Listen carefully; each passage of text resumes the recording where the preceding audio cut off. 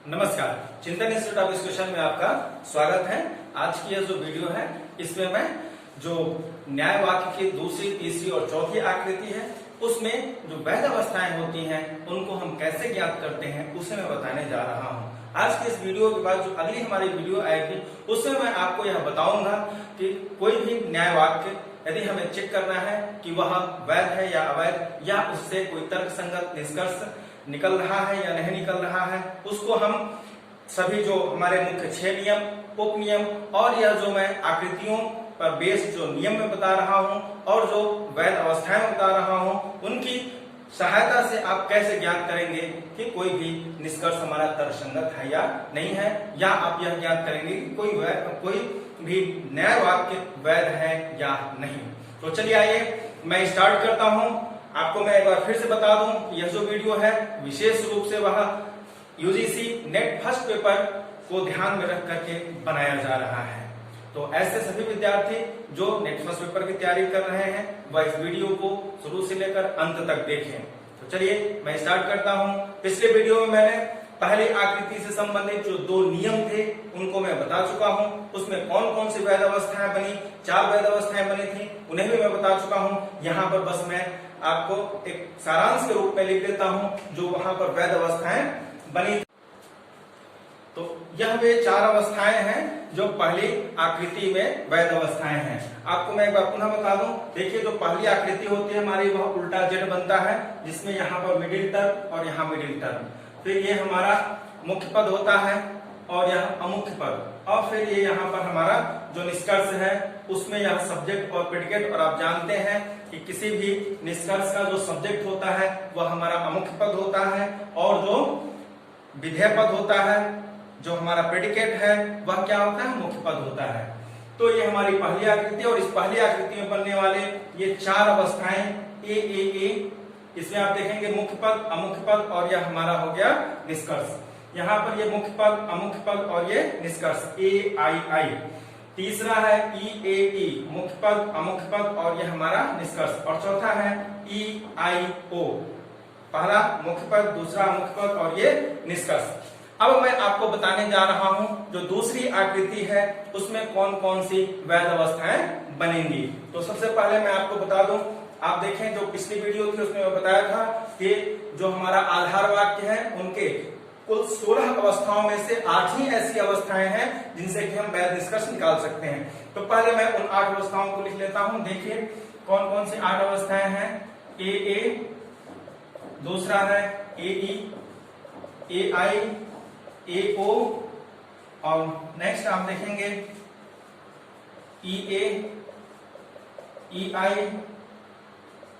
ए ओ ए। ये 8 ऐसे आधार वाक्यों की अवस्थाएं हैं जिनसे कि हम वैध निष्कर्ष निकालेंगे। दूसरी जो आकृति होती है मैं आपको बताता हूं दूसरी आकृति कैसी होती है। दूसरी जो आकृति होती है वह होती है उल्टा सी। यहाँ पर हमारा मिडिल टर्म, यहाँ मिडिल टर्म और ये हमारा मुख्य पद और यहाँ पर अमुख्य पद, और जो निष्कर्ष होगा ये हमारा सब्जेक्ट और ये प्रेडिकेट इस प्रकार से। ठीक है, अब देखिए यह जो दूसरी आकृति है इसमें भी 2 नियम है। पहला नियम यह बताता है कि जो हमारा मुख्य आधार वाक्य है वह यूनिवर्सल होना चाहिए। मुख्य आधार वाक्य यानी कि आप देखेंगे यह जो पहला जो तर्क वाक्य आएगा, पहला जो तर्क वाक्य हमारा आएगा वह क्या होगा, वह हमारा यूनिवर्सल होगा, सर्वव्यापी होगा। मुख्य आधार वाक्य सर्वव्यापी होगा।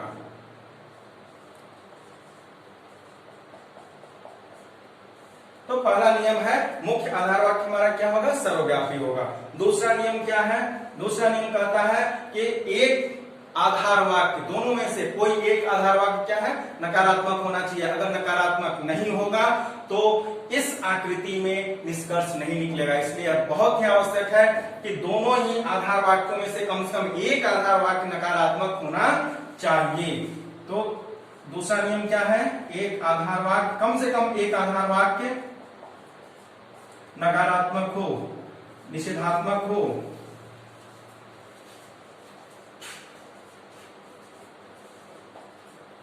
ठीक है, तो ये दो नियम है, इन्हीं दोनों नियमों को हमें ध्यान में रखना है। तो आइए अब हम देखते हैं कि इस आकृति में इन 8 अवस्थाओं में से आधार वाक्यों में कौन कौन से ऐसी अवस्थाएं हैं जिनसे कि वैध निष्कर्ष निकलेगा और वैध अवस्थाएं हमारे सामने वह आएंगी निकल करके। तो देखिए सबसे पहले क्या कह रहा है कि मुख्य आधार वाक्य कैसा होना चाहिए, सर्वव्यापी यूनिवर्सल होना चाहिए। तो हम सबसे पहले मुख्य आधार वाक्य देखते हैं क्या यूनिवर्सल किसमें किसमें है। तो देखिए यूनिवर्सल हमारा केवल ए और ई, यही दो तर्क वाक्य हैं जो कि यूनिवर्सल होते हैं। तो हम पहले स्थान पर देख ले, यहाँ पर ए है, 1 2 इसमें है, फिर ई और ई, ये हो गया। यानी कि यह 1 2 3 4 5 6 ऐसी अवस्थाएं हैं जिसमें मुख्य आधार वाक्य हमारा क्या है, यूनिवर्सल है। फिर यहाँ पर देखिए यूनिवर्सल नहीं है, इसमें भी यूनिवर्सल नहीं है, ये क्या है, आई और ओ पार्टिकुलर होते हैं। तो इन दोनों से कोई निष्कर्ष निकलेगा नहीं। अब हम देखते हैं दूसरी कंडीशन कि दोनों में से कोई एक क्या होना चाहिए, नकारात्मक होना चाहिए। तो देखिए यहाँ पर नकारात्मक नहीं है, सकारात्मक है, इसका मतलब इससे भी कोई निष्कर्ष नहीं निकाला जाएगा।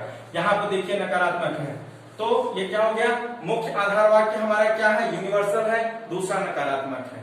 फिर देखिए यहाँ पर ए और आई दोनों ही है, देखिए यहाँ पर हमारा दोनों में से एक नकारात्मक होना चाहिए, नहीं है, तो इससे भी निष्कर्ष नहीं निकलेगा क्योंकि ए सकारात्मक और आई भी सकारात्मक। फिर यहाँ देखिए ए और ओ, मुख्य आधार वाक्य यूनिवर्सल और ये नकारात्मक है, तो एक अगला ये है ए ओ, इससे हमारा एक वैध निष्कर्ष निकलेगा। फिर देखिए यहाँ पर मुख्य आधार वाक्य यूनिवर्सल और दूसरा क्या है, सकारात्मक है, लेकिन दोनों में से एक क्या है, ई नकारात्मक है, इसलिए इससे भी वैध निष्कर्ष निकलेगा। फिर आप यहाँ पर देखें मुख्य आधार वाक्य यूनिवर्सल, दूसरा सकारात्मक है, ठीक है, हमें देखना है दोनों में से कोई एक, कम से कम एक नकारात्मक होना चाहिए, तो ये नकारात्मक है। तो इस प्रकार से आप देख रहे हैं कि कुल 4 आधार वाक्यों की अवस्थाएं हमें ज्ञात हो गई जिनसे कि हमें वैध निष्कर्ष ज्ञात होगा। तो वे कौन कौन से हैं देखें, यह हो जाएगा, सबसे पहला है हमारा ए ई, दूसरा है ए ओ, तीसरा है ई ए और चौथा ई आई। यही है आधार वाक्यों के अवस्थाएं जिनसे कि वैध निष्कर्ष निकलेगा। अब देखें अब क्या निकलेगा, ए ई के कॉम्बिनेशन से कौन सा निष्कर्ष निकाला जा सकता है। तो देखिए आप देख सकते हैं, अगर हम जो मुख्य नियम है और उप नियम है अगर उनको ध्यान में रखें तो देखिए दोनों ही क्या है, यूनिवर्सल हैं, तो इससे अंशव्यापी तो नहीं निकाला जा सकता है, यूनिवर्सल ही निकलेगा। यानी कि ई और ए में एक नकारात्मक है, तो क्या निकलेगा, यूनिवर्सल, ये हमारा आ जाएगा जो यूनिवर्सल निगेटिव है, ठीक है, ए ई से ई, यह निष्कर्ष निकलेगा। फिर देखें ए और ओ, ए और ओ, यहाँ देखिए यह सकारात्मक है, नकारात्मक है, नकारात्मक निकलेगा, और एक क्या है, पार्टिकुलर है, तो निष्कर्ष भी हमारा पार्टिकुलर आएगा, यानी कि ओ, ठीक है। फिर देखिए ई ए है, तो यहाँ पर भी क्या आएगा, ई और ए के कॉम्बिनेशन से ई आएगा, और यहाँ पर देखिए ई आई, तो देखिए एक नकारात्मक है, दूसरा सकारात्मक है, लेकिन पार्टिकुलर है, विशिष्ट है, तो जो निष्कर्ष आएगा वह क्या आएगा, वह नकारात्मक और विशिष्ट यानी कि निगेटिव, पार्टिकुलर निगेटिव आएगा। यहाँ पर क्या आ जाएगा, ओ होगा। तो इस प्रकार से आप देखेंगे तो दूसरी आकृति है उसमें ये 4 हमारी वैध अवस्थाएं प्राप्त हुई। इन्हीं 4 को हमें ध्यान में रखना है प्रश्नों को लगाते समय, तो आपको ध्यान में रखना होगा। यदि आप इस नियम को याद रखेंगे तो दूसरी आकृति में ये जो वैध अवस्थाएं ए ई ए ओ ई ए ई और ई आई ओ है, इन्हें आप आसानी से पहचान लेंगे। आइए चलिए अब मैं आपको बताने जा रहा हूं तीसरी आकृति के बारे में। तीसरी आकृति जो होती है वह सीधा सी आकार की होती है, वह इस प्रकार से आप देखेंगे यहाँ पर, ठीक है, ये सी हो गया। इसमें यहाँ पर आप देखेंगे मिडिल टर्म, ये मिडिल टर्म, और यहाँ पर हमारा मुख्य पद और ये अमुख्य पद, और फिर निष्कर्ष हमारा हो जाएगा यहाँ सब्जेक्ट और ये प्रेडिकेट। इस प्रकार से यह जो हमारी तीसरी आकृति है इसमें भी 2 नियम हैं। आइए मैं नियमों को बता दूं। पहला नियम क्या है, पहला नियम ये कहता है कि जो अमुख्य आधार वाक्य है उसे सकारात्मक होना चाहिए, अमुख्य आधार वाक्य सकारात्मक हो।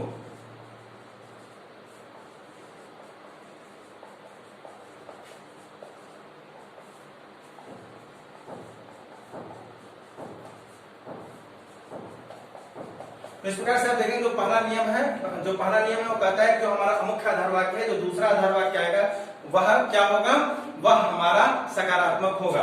और दूसरा नियम कहता है कि जब हमारा अमुख्य आधार वाक्य सकारात्मक होता है तो यह जो हमारा निष्कर्ष आता है, जो कंक्लूजन होता है, वह हमेशा पर्टिकुलर आता है, विशिष्ट आता है। ठीक है, तो दूसरा नियम हो जाएगा जो हमारा निष्कर्ष होगा वह निष्कर्ष हमेशा किसमें निकलेगा, वह विशिष्ट होगा। विशिष्ट या जो हमारा विशेष तर्क वाक्य है वह निकाला जाएगा।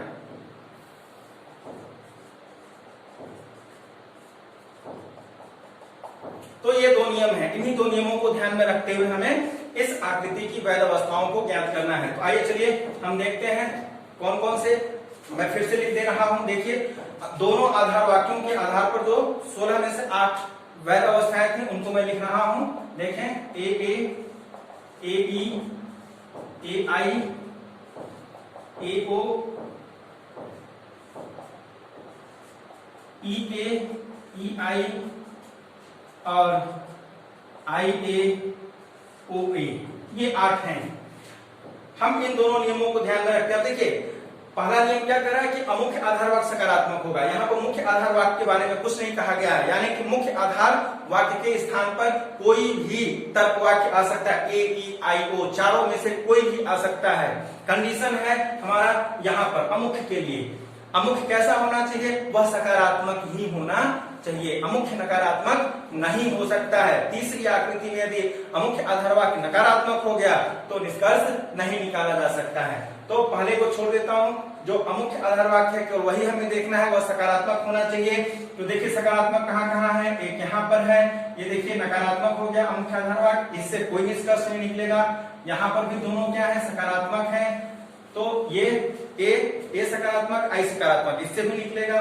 फिर देखिए यहाँ पर ओ क्या है, नकारात्मक है, इससे भी कोई निष्कर्ष नहीं निकलेगा।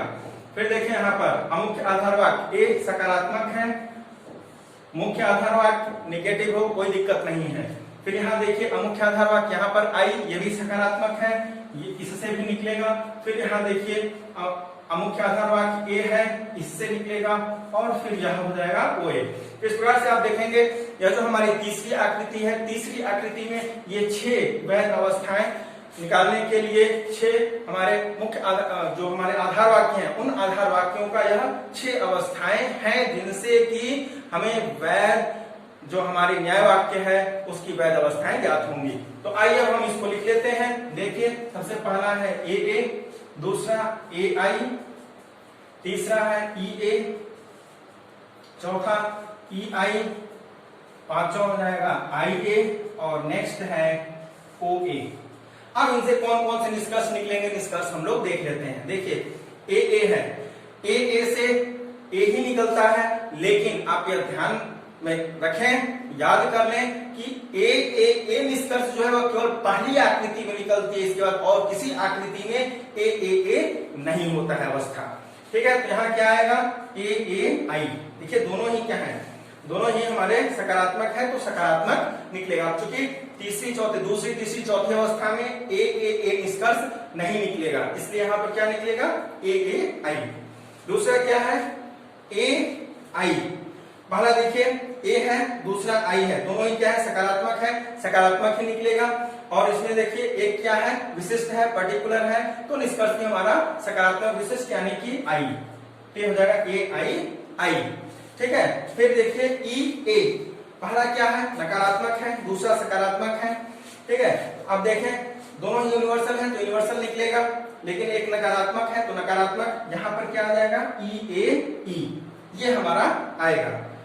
सॉरी, यहाँ देखिए हाँ, ई, ये हमारा आना है।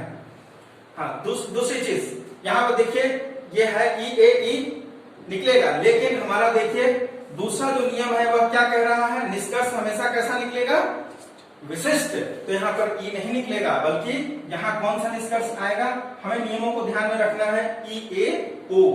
हमें ध्यान में रखना है कि जो हमारा निष्कर्ष आएगा कब, जब हमारा अमुख्य आधार वाक्य सकारात्मक होगा, तब निष्कर्ष किसमें आएगा, वह हमेशा विशिष्ट आएगा। अगर अमुख्य आधार वाक्य सकारात्मक नहीं है तब नहीं। तो यहाँ देखिए सब सकारात्मक ही है, तो जो भी निष्कर्ष आएगा वह आई और ओ में ही आना है, ए और ई नहीं आएगा। ठीक है, यह नियम है यहाँ पर, इसलिए निष्कर्ष में हमेशा आई और ओ ही आना है। तो ई ए ओ। फिर देखिए यहाँ पर ई आई नकारात्मक है, तो ये देखिए ई नकारात्मक है और ये आई विशिष्ट, विशिष्ट निकलना है। तो आई और ओ में नकारात्मक कौन है, ओ। तो ई आई ओ। दूसरा देखिए यहाँ पर आई ए, पहला क्या है, आई विशिष्ट है और ये यूनिवर्सल है। यहाँ पर क्या हो, दोनों सकारात्मक है, तो यहाँ पर क्या निकलेगा, आई, आई ए आई। और नेक्स्ट फिर है ओ ए, तो यहाँ पर क्या हो जाएगा, ओ नकारात्मक आएगा। देखिए एक नकारात्मक है एक सकारात्मक है, तो नकारात्मक विशिष्ट जो हमारा निष्कर्ष है वह आ जाएगा ओ। तो यहाँ पर इन दो नियमों को ध्यान में रखना है। पहला नियम क्या है कि जो हमारा मुख्य आधार वाक्य है वह कैसा होना चाहिए, मुख्य आधार वाक्य ए ई आई ओ चारों में से कोई भी आ सकता है, इसके लिए कोई कंडीशन नहीं है। दूसरा बात हमको क्या ध्यान में रखना है, जो अमुख्य आधार वाक्य है वह हमेशा सकारात्मक ही होना चाहिए, यानी कि ए और आई के अतिरिक्त देखिए कुछ भी नहीं आया, ए आई ए, तो यहाँ पर निगेटिव कोई नहीं आया है। और जो निष्कर्ष है वह हमेशा पर्टिकुलर ही निकलेगा, विशिष्ट ही निकलेगा, यानी कि आई और ओ में ही आएगा। तो देखिए जब ये दोनों सकारात्मक है तो सकारात्मक विशिष्ट आई, यहाँ देखिए दोनों ही सकारात्मक है तो सकारात्मक विशिष्ट आई। फिर यहाँ देखिए एक नकारात्मक हो गया तो ओ, यहाँ पर भी एक नकारात्मक हो गया तो निष्कर्ष ओ में निकलेगा। यहाँ देखिए दोनों ही सकारात्मक हैं तो निष्कर्ष आई में, और यहाँ पर ये एक नकारात्मक है तो ये ओ। तो इस प्रकार से ये 6 तीसरी आकृति के लिए 6 वैध अवस्थाएं हमारे सामने निकल करके आ गई हैं। इन्हें हमको ध्यान में रखना है, और ध्यान में रखने के लिए देखिए किताबों में इसके कुछ नाम जो कि आप देखेंगे लैटिन में दिए गए हुए हैं, उसे मैं लास्ट में यहाँ पर लिख दूंगा। यदि याद हो जाए तो अच्छी बात है, नहीं याद होता है तो मैं लास्ट में फिर एक बार बताऊंगा आपको रिवीजन के तौर पर। देखिए जो 2 नियम हैं, इन 2 नियमों को ही ध्यान में आपको रखना है। जैसे मैं अभी बता रहा हूं, सबसे पहले तो आपको यह याद होना चाहिए 8 कौन कौन से आधार वाक्यों की वैध अवस्थाएं हैं। फिर हर आकृति की यह नियम कुल मिला जुला करके 9 नियम है। 9 नियमों को आप आसानी से याद रख सकते हैं। उन 9 नियमों को अगर आप ध्यान में रखेंगे तो इन वैध अवस्थाओं तक आप आसानी से पहुंच जाएंगे। ये हमारी तीसरी आकृति की वैध अवस्थाएं हैं। अब मैं चल रहा हूं चौथी। चलिए अब देखते हैं हम लोग जो चौथी आकृति है वह कैसी होती है। तो आपको मैं बता दूं, तो चौथी आकृति होती है वह जेड के आकार की होती है। तात्पर्य क्या है, ये इस प्रकार से, यहाँ पर हमारा मिडिल टर्म, यहाँ पर मिडिल टर्म, और ये हमारा हो जाएगा मुख्य पद, और यहाँ पर अमुख्य पद, और जो निष्कर्ष होगा उसमें आप देखेंगे ये हमारा हो गया सब्जेक्ट और ये प्रेडिकेट, अमुख्य पद मुख्य पद। ये है हमारी चौथी आकृति। ठीक है, अब ये जो चौथी आकृति होती है इसमें 3 नियम हैं। देखिए 3 नियम वो कौन कौन से हैं।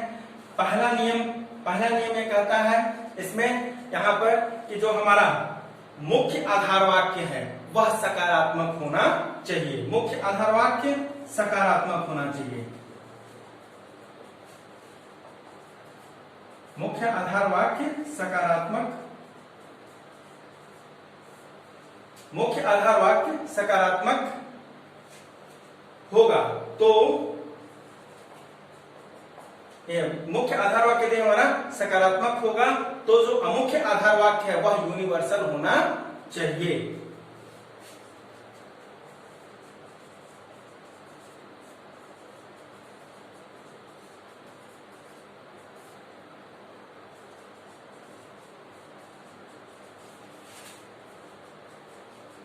ठीक है, पहला नियम है यदि हमारा मुख्य आधार वाक्य सकारात्मक है, अफर्मेटिव है, तो अमुख्य आधार वाक्य यूनिवर्सल होना चाहिए।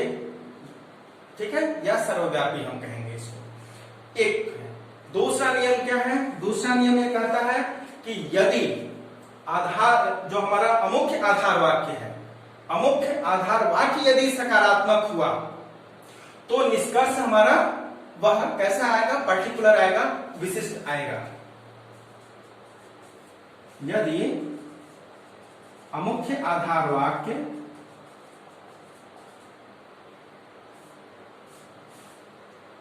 सकारात्मक है तो निष्कर्ष हमारा कैसा होगा, निष्कर्ष हमारा विशिष्ट होगा। ठीक है, यह हमारा अंशव्यापी या विशिष्ट निकलेगा निष्कर्ष। दूसरा नियम। तीसरा नियम क्या कहता है कि यदि कोई भी नकारात्मक हुआ, कोई भी यदि नकारात्मक है तो जो मुख्य आधार वाक्य है हमारा वह सर्वव्यापी होना चाहिए, यूनिवर्सल होना चाहिए।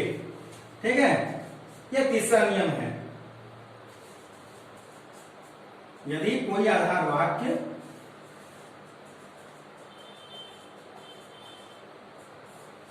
नकारात्मक है, निषेधात्मक है, तो मुख्य आधार वाक्य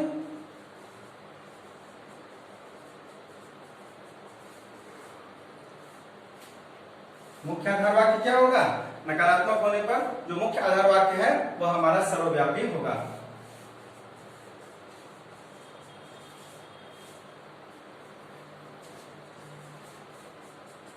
ये तीन नियम हैं। इन तीन नियमों को हमको यहाँ पर ध्यान में रखना है। आइए अब हम इसकी जो वैध अवस्थाएं हैं उनको निकालने चलते हैं। तो देखिए कैसे निकालेंगे। सबसे पहले तो जो आधार वाक्य है उनकी वैध अवस्थाएं, जो 8 वैध अवस्थाएं हैं उनको हम ले लेते हैं। देखिए ए ई, ए आई, ए ओ, क्या आप देखेंगे ई आई, आई ए, ओ ए, ये है। अब देखिए इन तीनों ही नियमों को हमें यहाँ पर जांचना है। तो सबसे पहले हम देखते हैं, दूसरा छोड़ देते हैं। दूसरे का काम क्या है? जब हम निष्कर्ष निकालेंगे तब। तो पहला और तीसरा जो नियम है उसे हम यहाँ पर चेक करते हैं। तो देखिए क्या कह रहा है। सबसे पहला कि मुख्य आधार वाक्य सकारात्मक होगा तो अमुख्य आधार वाक्य हमारा क्या होगा? अमुख्य सर्वव्यापी होना चाहिए। तो इससे कौन कौन से निकल रहे हैं? तो देखिए यहाँ पर पहला है ए। पहला क्या है हमारा? ए। यह क्या है? सकारात्मक है। मुख्य आधार वाक्य के सकारात्मक होने पर अमुख्य आधार वाक्य हमारा कैसा होना चाहिए? यूनिवर्सल। तो ये यूनिवर्सल है, ये यूनिवर्सल होता है, सर्वव्यापी होता है। तो एक तो यह निकलेगा। दूसरा क्या कर रहा है? यदि हमारा मुख्य आधार वाक्य सकारात्मक, ए सकारात्मक है, तो दूसरा यूनिवर्सल ई यूनिवर्सल होता है, तो यह भी निकलेगा। ठीक है। तीसरा देखें, यहां देखिए पहला क्या सकारात्मक है, मुख्य आधार वाक्य सकारात्मक, तो अमुख्य आधार वाक्य हमारा क्या होना चाहिए? यूनिवर्सल होना चाहिए, यानी कि ए और ई। लेकिन यहाँ क्या है? आई है, जो कि हमारा यूनिवर्सल नहीं है, सर्वव्यापी नहीं है। तो इससे कोई निष्कर्ष नहीं निकलेगा। फिर यहाँ देखें, पहला सकारात्मक है, मुख्य आधार वाक्य सकारात्मक, तो अमुख्य क्या होना चाहिए? ए या ई में से ही कोई आना चाहिए, जबकि है ओ। तो इससे भी कोई निष्कर्ष नहीं निकलेगा। नेक्स्ट देखिए, ये क्या है हमारा? अब देखिए यहाँ पर इसको तीसरा वाला नियम देखना होगा। यदि कोई भी एक नकारात्मक है तो क्या होना चाहिए हमारा? जो मुख्य आधार वाक्य है वह यूनिवर्सल होना चाहिए। देखिए जो ए और ई है, इन दोनों में एक नकारात्मक है, तो मुख्य आधार वाक्य देखिए हमारा कैसा है? यूनिवर्सल है। तो यहाँ पर ये दोनों ही नियम लागू हो रहे हैं। अब यहाँ पर देख लेते हैं, ये नकारात्मक है, एक नकारात्मक है, तो मुख्य आधार वाक्य कैसा होना चाहिए? यूनिवर्सल, यानी कि ए और ई में से ही कोई। तो देखिए ये है, तो यह भी हमारा क्या होगा? निकलेगा। फिर देखिए नेक्स्ट क्या है हमारा? एक नकारात्मक है, तो मुख्य आधार वाक्य हमारा यूनिवर्सल, यानी कि ए और ई में से ही कोई आना चाहिए। ई है यहाँ पर, ई हमारा जो है वो नकारात्मक भी है, यूनिवर्सल भी है। तो इससे भी क्या होगा? निष्कर्ष निकलेगा। फिर आगे देखिए, मुख्य आधार वाक्य हमारा क्या है? सकारात्मक हो गया। मुख्य आधार वाक्य सकारात्मक होने पर अमुख्य आधार वाक्य कैसा होना चाहिए? यूनिवर्सल, यानी कि ए या ई में से, तो ए है यहाँ पर। तो देखें ये हो गया ऐसा, इससे भी वैध निष्कर्ष निकलेगा। अब हम आगे चलते हैं। देखिए ओ और ए, ओ और ए में देखें, सबसे पहला क्या है? यह अंशव्यापी है, विशिष्ट है, ठीक है, नकारात्मक है, तो मुख्य आधार वाक्य हमारा यूनिवर्सल होना चाहिए, और ये मुख्य आधार वाक्य के स्थान पर है, यानी कि इससे भी कोई निष्कर्ष नहीं निकलेगा। तो आप देखेंगे जो चौथी आकृति है, उस चौथी आकृति में 5 अवस्थाएं निकल कर के आए, जिससे वैध निष्कर्ष हम ज्ञात। चलिए अब मैं ये जो हमारी 5 अवस्थाएं ज्ञात हुई हैं, इनको मैं लिखता हूं और वैध निष्कर्ष हम लोग अब निकालते हैं। तो देखिए क्या है? ए ई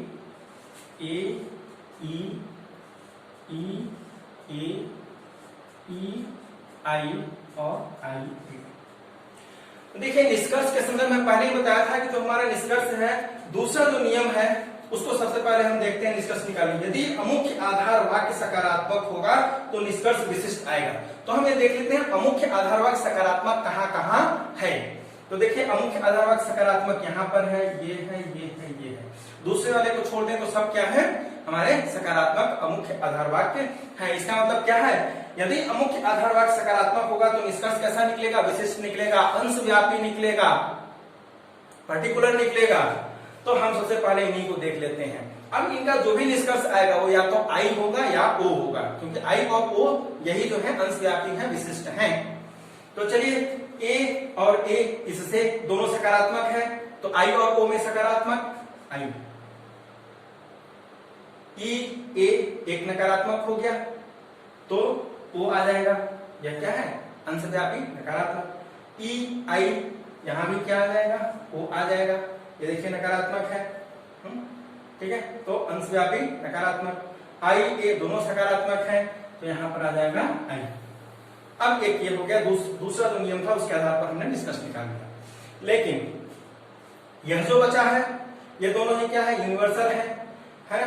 देखिए क्या कह रहा है कि पहला आधार वाक्य हमारा क्या है, सकारात्मक है, तो पहले के सकारात्मक होने पर दूसरा हमारा यूनिवर्सल होना चाहिए, अमुख्य को है। एक नकारात्मक है तो मुख्य हमारा यूनिवर्सल होना चाहिए, दोनों कंडीशन को फॉलो कर रहा है। अब इससे जो निष्कर्ष निकलेगा वो क्या निकलेगा, ए ई, ए और ई है तो इससे क्या निकालेंगे हम, देखिए सकारात्मक और नकारात्मक है तो हमारा यहाँ पर नकारात्मक में ही निकलेगा और यूनिवर्सल निकलेगा, दोनों यूनिवर्सल है तो यह किसमें आएगा, यूनिवर्सल नकारात्मक हमारा किसमें आएगा, ई, ए ई ई। ये इस प्रकार से क्या है, 5 हमारे जो वैध अवस्थाएं हैं चौथी आकृति के वह ये हैं।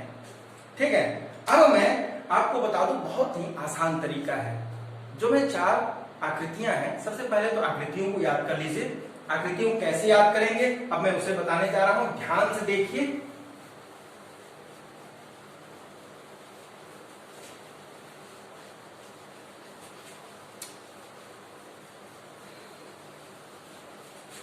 देखिए जो पहली आकृति होती है, 2 ही प्रकार की आकृति बनेगी, जेड और सी।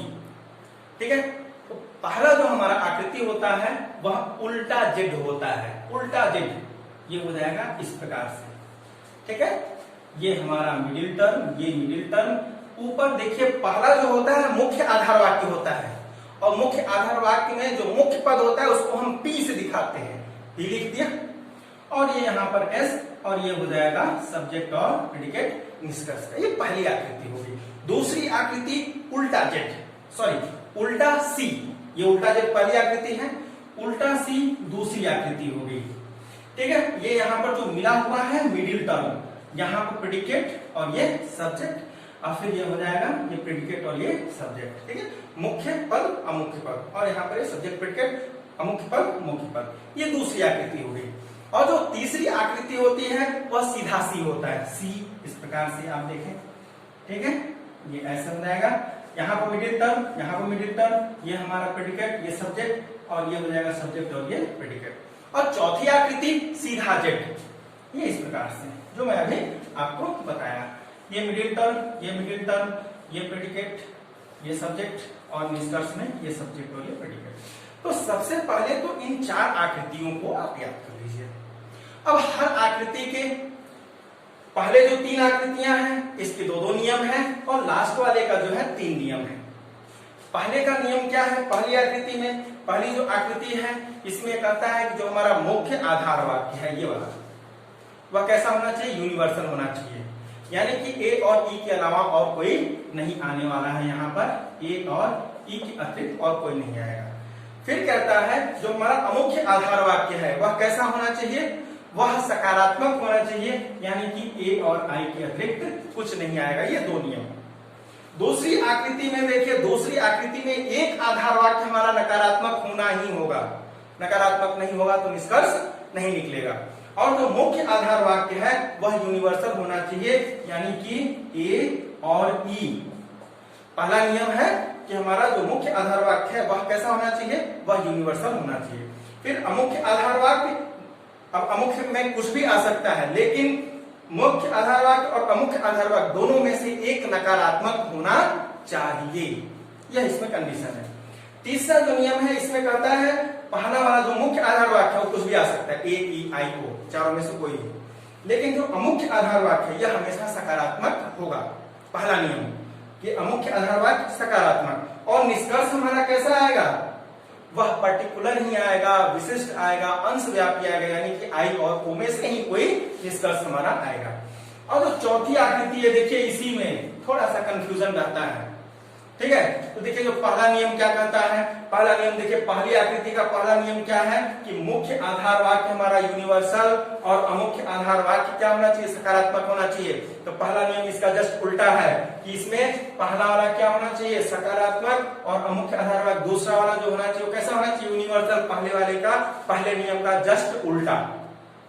दूसरा नियम क्या है, दूसरा नियम देखिए जो हमारा दूसरी आकृति में कहता है ना कि दोनों में से कोई एक आधार वाक्य नकारात्मक होना चाहिए, तो चौथे नियम का दूसरा नियम यही कहता है कि दोनों में से यदि कोई भी एक, कम से कम एक नकारात्मक होना चाहिए। अगर नकारात्मक है, ये कहता है कि सॉरी नकारात्मक नहीं, दूसरा ये आप देखेंगे जो हमारी तीसरी आकृति है, तीसरी आकृति का जो नियम है वह है क्या है कि जो अमुख्य आधार वाक्य है हमारा वह कैसा होना चाहिए, सकारात्मक, और निष्कर्ष कैसा होना चाहिए, अंशव्यापी, विशिष्ट। ये है दूसरा नियम, दूसरा नहीं, इसको तीसरे का जो नियम है उसे याद रखना है, ठीक है। और जो लास्ट तीसरा जो नियम है वह नियम है इसका दूसरे वाले का नियम है, वह क्या है कि यदि कोई भी एक नकारात्मक हो गया तो मुख्य आधार वाक्य हमारा कैसा होगा, यूनिवर्सल होगा। दूसरे में ही है, ठीक है, दूसरे में ही कहता है ना,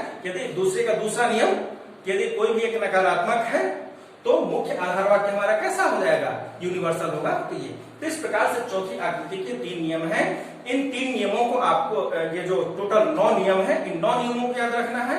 और जो हमारे आधार वाक्यों के जो वैध अवस्थाएं हैं 8 में जो बताया हूं उसे याद कर लीजिए। अगर उसको आप याद कर लेते हैं तो आसानी से आप जो वैध अवस्थाएं हैं न्याय वाक्य के उसको आप याद कर लेंगे। तो अब जब मैं अगली वीडियो बनाऊंगा उसमें अब मैं पहचानते हुए कैसे हम यह पहचानेंगे कि कौन सा न्याय वाक्य वैध है और कौन सा तर्क वाक्य तर्क संगत है, इसे मैं बताऊंगा। तब तक बने रहिए हमारे चैनल के साथ, और हमारी जो वीडियोस हैं उनको आप देखें, अधिक से अधिक शेयर करें, और यदि पहली बार देख रहे हैं तो इसे सब्सक्राइब करें।